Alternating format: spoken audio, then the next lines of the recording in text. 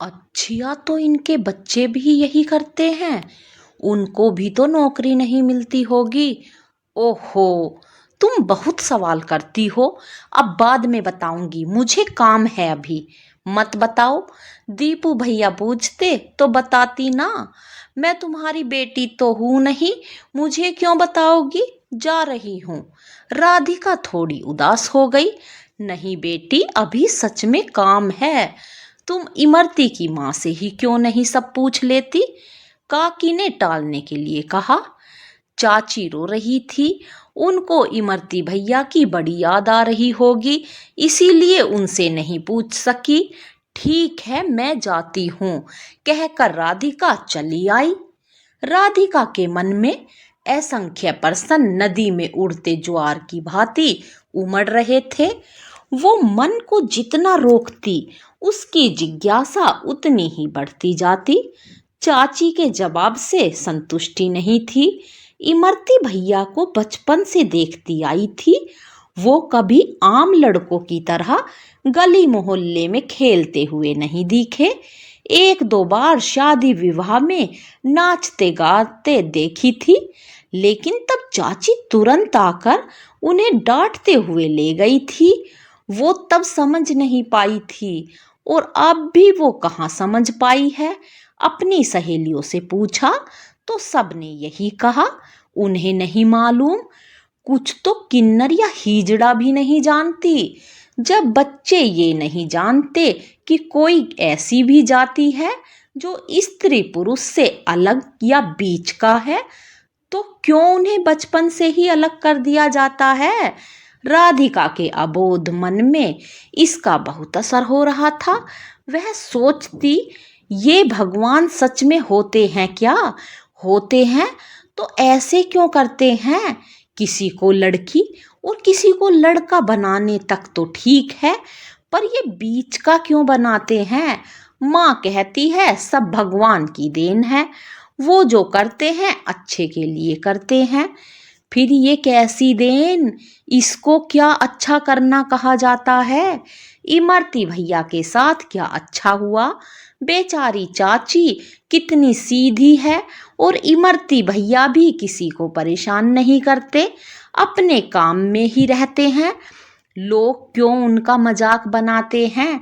ये महकू काका तो रोज ही छेड़ते हैं भैया को। राधिका 2 दिन यही सब सोचती रही।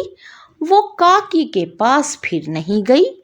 कई बार मन किया कि काकी से सारे सवाल पूछे, पर वो काकी को परेशान नहीं करना चाहती थी।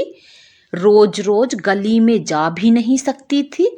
डर था कि पापा या बड़े पापा देख लेंगे तो डांट पड़ेगी। एक दिन मौका और फुर्सत देखकर उसने माँ से पूछने का मन बनाया। माँ, एक बात पूछूं। क्या बात है राधिका। माँ ने रसोई से निकलते हुए कहा। तुम किन्नर मतलब जानती हो। तू क्यों पूछ रही है ये अचानक से। अच्छा, वो अपने मोहल्ले का इमरती गायब हो गया इसीलिए। हाँ, तुम जानती हो उनको। बेटी, वो लोग अलग तरह के होते हैं, हम सबसे अलग। उनका इलाका भी अलग होता है, माँ ने कहा। माँ, इमरती भैया क्या उन्हीं लोगों के पास चले गए। हो सकता है, पर क्यों।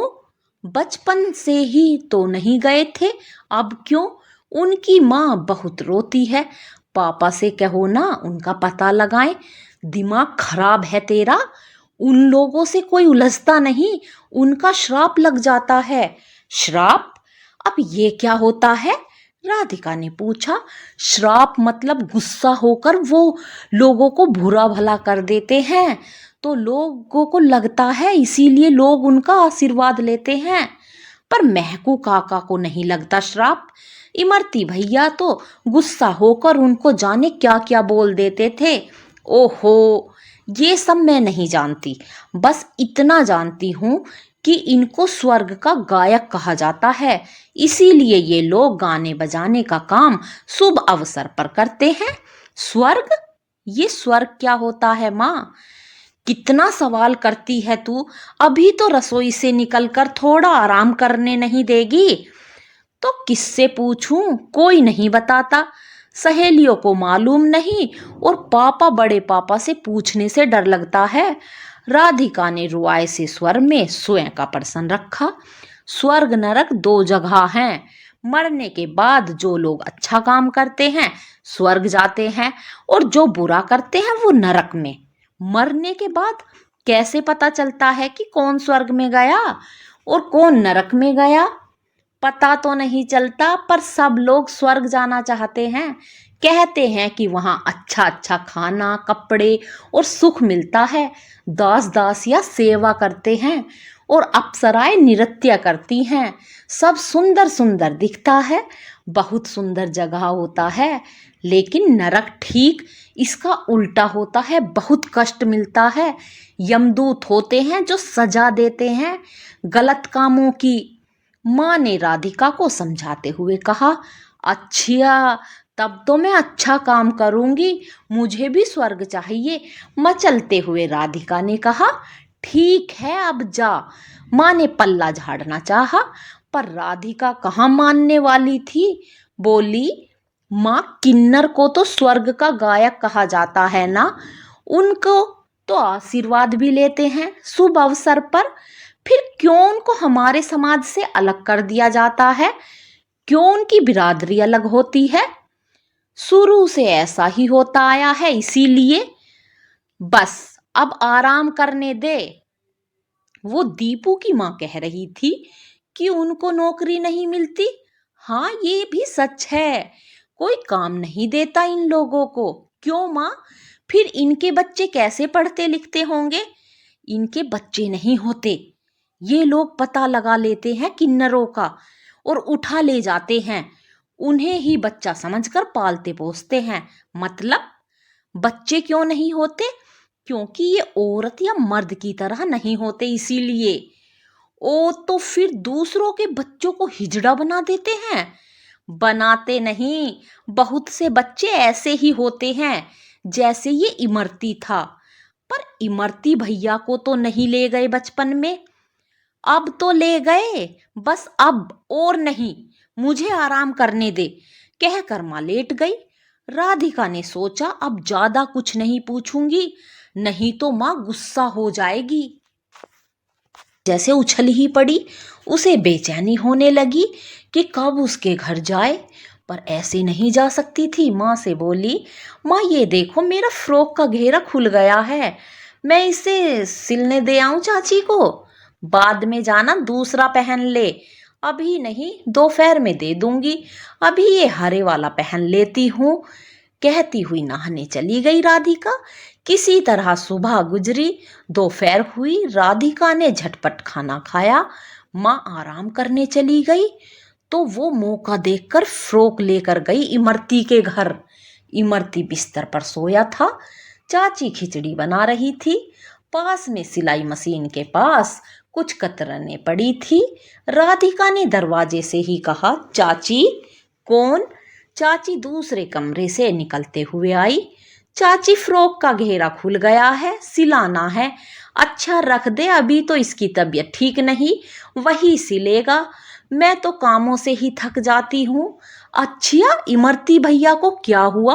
बुखार हो गया। बुखार में इतने दिन कहाँ थे? डर से बुखार हो गया, जल्दी ही उतर जाएगा, कहते हुए चाची दूसरे कमरे में जाने लगी। डर से? किसके डर से? इमरती भैया, वो लोग इसे पकड़ के ले गए थे, फिर 3 दिन तक खाना नहीं खाया और इसको गाना बजाना सिखा रहे थे, वो भी नहीं बोला तो ऊब कर खूब मारा पीटा और इमरती नहीं माना तो हार कर एक कमरे में बंद कर दिया।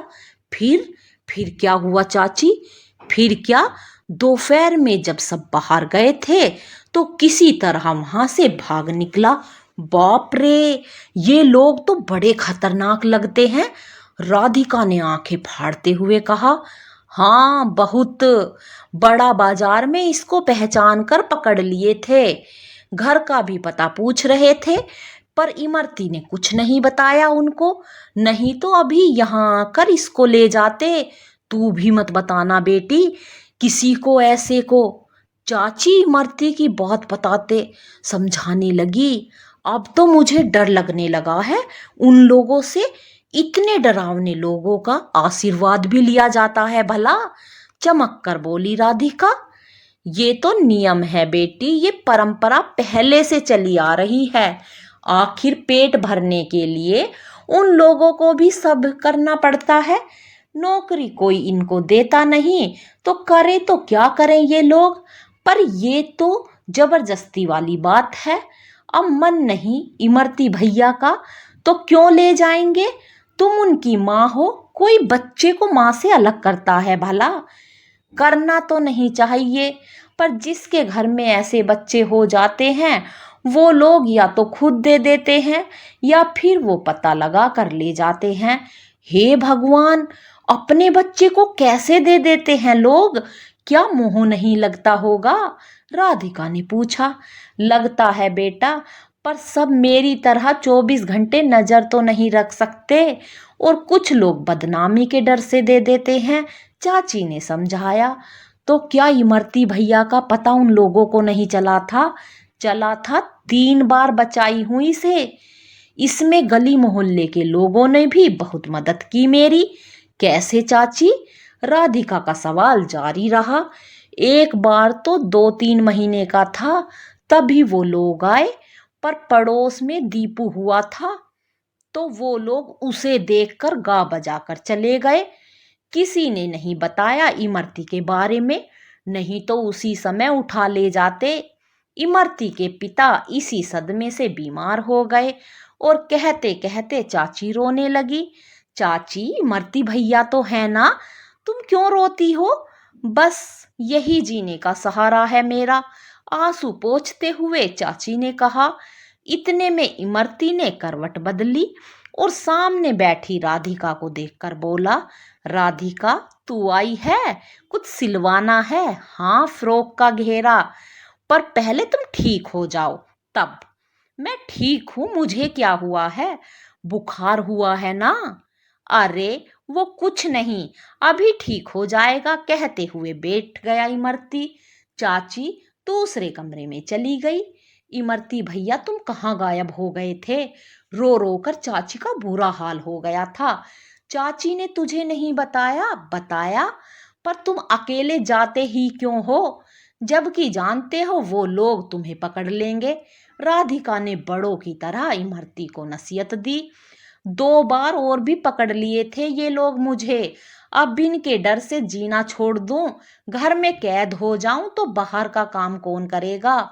हाँ, ये बात तो है, पर एक बार तो तुम 2 महीने के थे, तुमको वो याद है? आश्चर्य से बोली राधिका। नहीं, वो नहीं, उसके बाद 2 बार और।